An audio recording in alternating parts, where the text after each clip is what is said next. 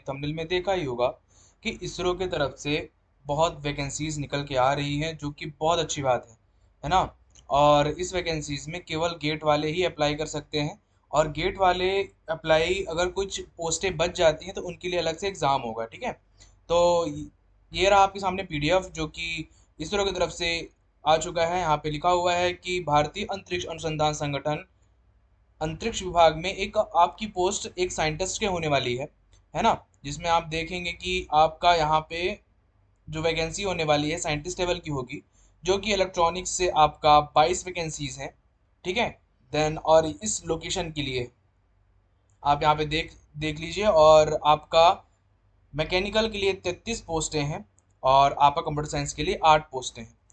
आइए चलते हैं नोटिफिकेशन की तरफ। और यहाँ नोटिफिकेशन में आप देख रहे हैं कि 8 वैकेंसीज कंप्यूटर साइंस के लिए है, 33 वैकेंसी मैकेनिकल के लिए है, और 22 वैकेंसी इलेक्ट्रॉनिक्स के लिए है।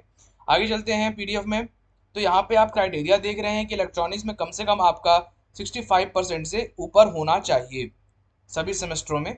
और आपका सीजीपीए में देखेंगे तो 6.84 सीजीपीए से ऊपर ही होना चाहिए, तभी आप अप्लाई कर सकते हैं। वैसे ही मैकेनिकल ब्रांच में 65% और 64, मतलब बेसिकली सारे में सेम ही है।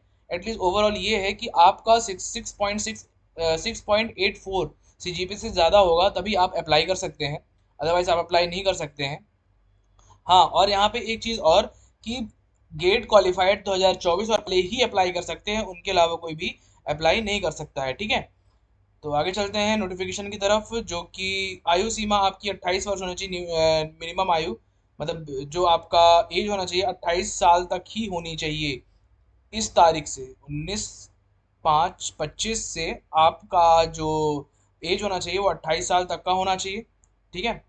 देन यहाँ पे आप आगे चलते हैं, तो यहाँ पे देखिए, यहाँ पे साफ शब्दों में लिखा हुआ है कि महत्वपूर्ण निर्देश, गेट आपका 2024 या 25 का ही क्वालिफाइड ही अप्लाई कर सकते हैं, ठीक है। आगे चलते हैं, हाउ टू अप्लाई। आपको मैं अप्लाई लिंक प्रोवाइड कर दूंगा डिस्क्रिप्शन पे, आप वहां से डायरेक्टली जाके अप्लाई कर सकते हैं।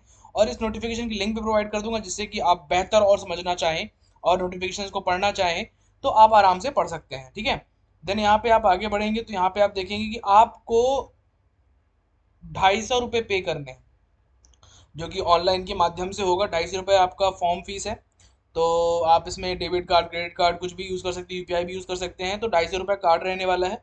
अगर आप SC ST या PWD कैंडिडेट हैं तो आपके लिए कोई भी चार्जेस नहीं लिए जाएंगे।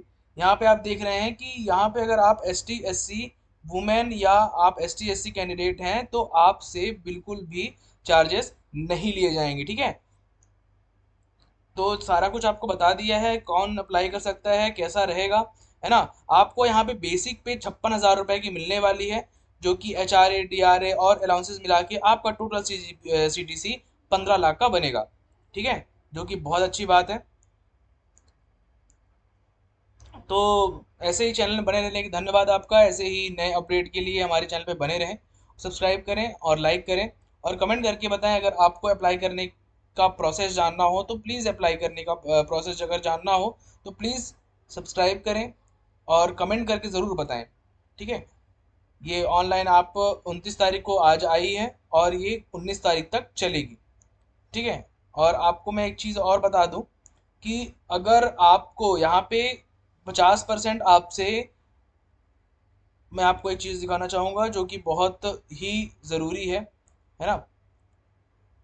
ये आपसे इंटरव्यू होगा, तो इंटरव्यू में आपसे इन चीज़ों में ही क्वेश्चन किया जाएगा, ठीक है। इन क्वेश्चंस में ही आपसे बातचीत की जाएगी, है ना। और आपका यहाँ पे नंबर्स भी डिसाइडेड है, कितने कितने नंबर का क्या क्या आने वाला है, कैसे कैसे होने वाला होगा। इसलिए आप इनको ध्यान से पढ़ें। और धन्यवाद आपका इस चैनल में बने रहने के लिए, शुक्रिया।